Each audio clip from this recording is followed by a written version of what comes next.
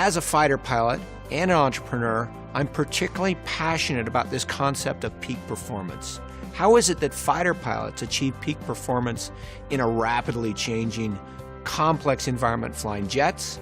And how could business people use the same tools and techniques? Raise your hand if you remember where you were on September 11th, 2001. It's almost instant, isn't it? The first flight attendant came up to me and said, "First Officer Bourke, the captain would like to see you in the cockpit." I walked up into that cockpit, and as you all know, this is a very small space. It was me, the captain, the first officer, and the first flight attendant. The captain closed the door, and he handed me a piece of official United Airlines communication that had just come through the teletype, and it said, "We've experienced a major catastrophe." 5 minutes later, we had a ground stop, meaning all flights were canceled.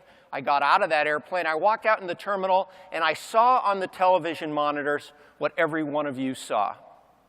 And my first reaction was probably exactly the same as every one of yours.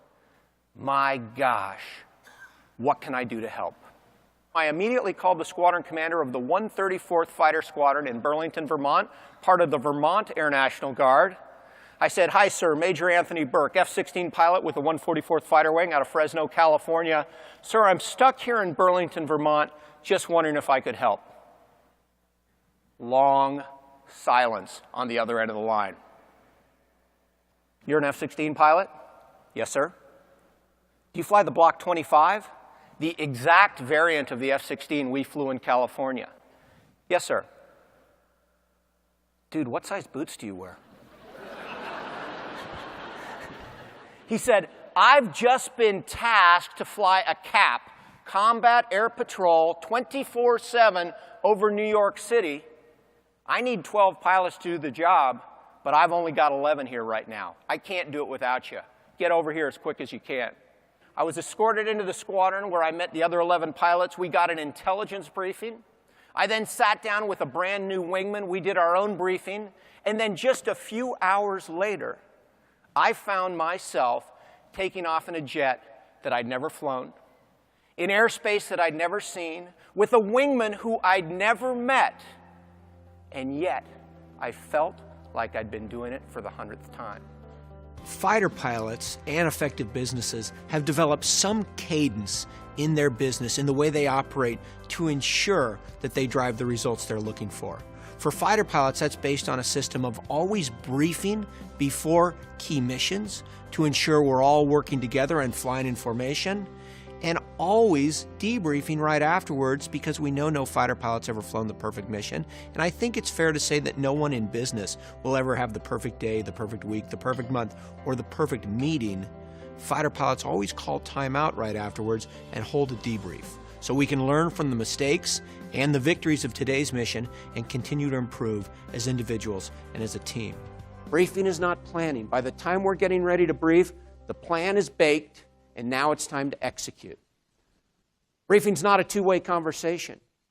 It's not a solicitation of feedback or input.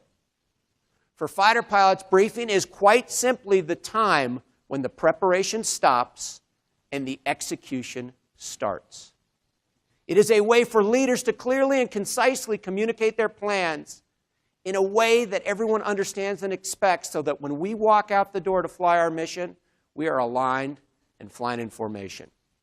In a fighter squadron, debrief is quite simply a sacred learning environment. Debrief is designed to accelerate the experience of the individuals and the team.